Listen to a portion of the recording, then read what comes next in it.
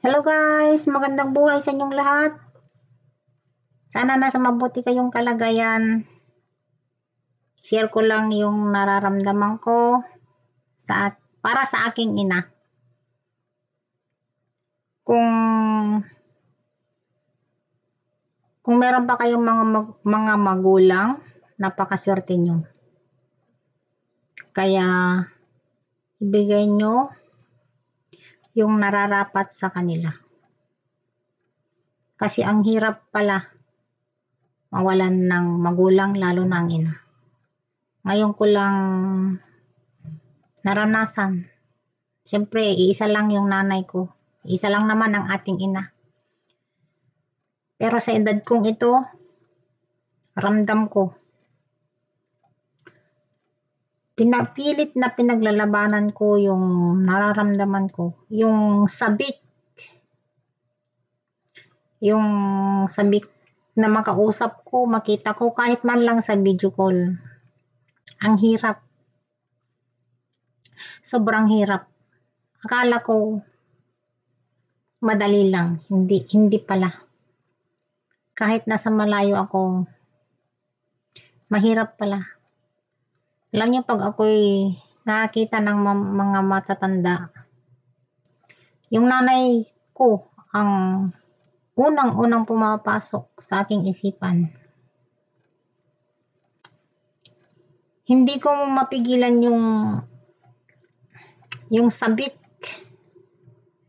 na makita ko siya, makausap ko siya, marinig ko yung boses niya na parang nagkaano sa aking tainga.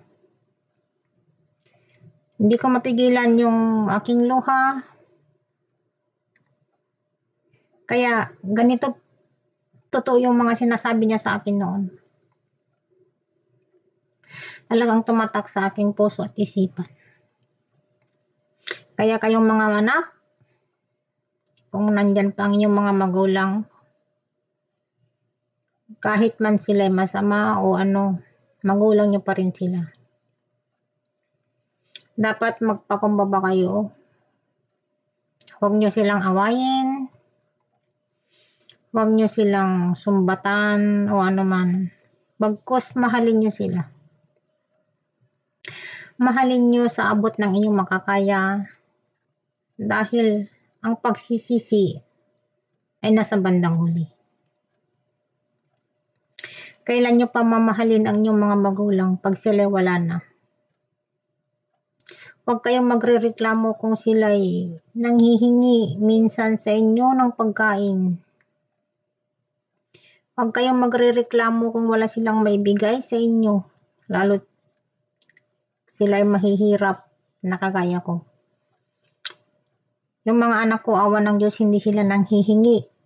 Ako'y kusang nagbibigay, simulat sa pool. Minsan nanghihingi sila, humihiram sila, pero hindi yun hiram. Binibigay ko yun. Humihingi sila pag sila wala na. Yung talagang hindi nila kayang mag-ano na. Lalo na nung wala pa silang trabaho. Pero yung mga, kasi marami akong napapanood na yung pinapababayaan ang kanilang mga magulang. Ang sakit. Hindi ko yung nadudurog yung puso ko. Kasi hindi pa nila maramdaman kung gaano kasakit ang mawalan ng mga magulang. Noong nawala yung aming tatay, baliwala sa akin kasi bata pa ako noon. Hindi pa masyadong hinog yung aking pag-iisip.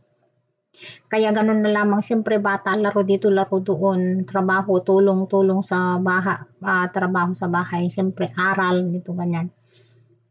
Kaya madali kong kumbaga hindi tumatak sa aking isipan yung pagkawala ng aming tatay. Sorry tatang, pero bata pa ako noon. Siyempre mura pa yung aking isipan. Pero yung pagkawala ng aming ina, grabe. Ganito pala. Hindi ako nagdradrama. Kaya maswerte pa kayo kung kayo'y may mga magulang. Parang awa nyo na. Mahalin nyo sila hanggat kaya nyong mahalin. Iwasan yung pakitaan ng mga hindi magaganda, yung magsalita ng hindi mabuti. Kasi minsan lang tayong mabuhay dito sa mundong ito.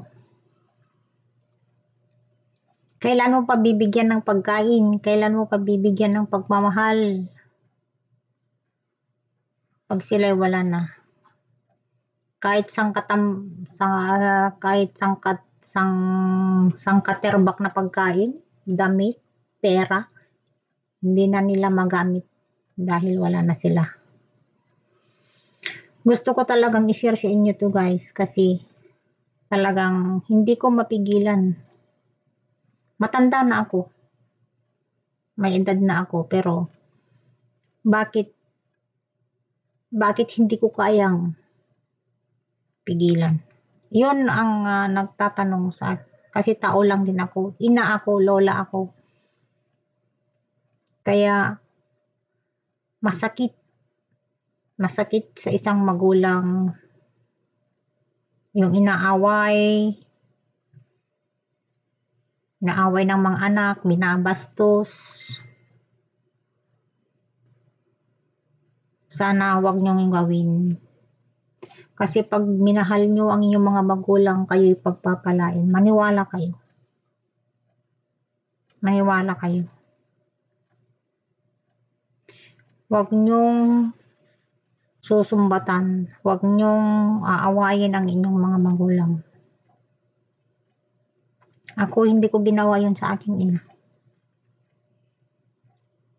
Kahit sa aking biyanan. Hindi ko ginawa. Hindi ko pinagmamayabang ang aking sarili. Pero marunong akong rumispeto sa mga tao. Pag ako'y nagsasalita pag ako'y kinakatwiran ko yung aking sarili, doon lang ako nagsasalita. Pero hindi ako nang aaway. Hindi ko ugali ang mang-away. Hindi ko ugali yung ikukwento ko yung isang tao. Hindi ko ginawa yan. Sa loob ng halos 40 years na kami ng aking asawa, hindi ko pa pinakitaan ng masamang aking biyanan. Hindi ko pa nasubukang magsalita ng patalikod sa kanila. Nagsasabi ako ng sa akin pero sa mga anak ko sinasabi pero hindi ako nagtatanim ng sama ng loob.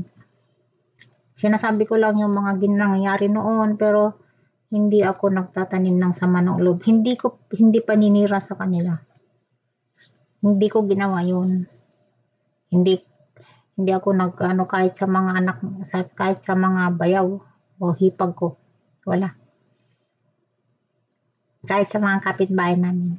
Kaya wala akong kaaway na kapitbahay namin. Wala pa akong nakaaway. Kasi hindi ko ugali yung nagkukwento. Kung meron akong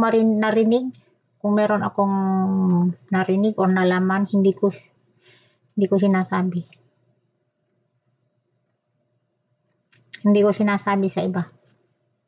Sa akin na lang. Kaya,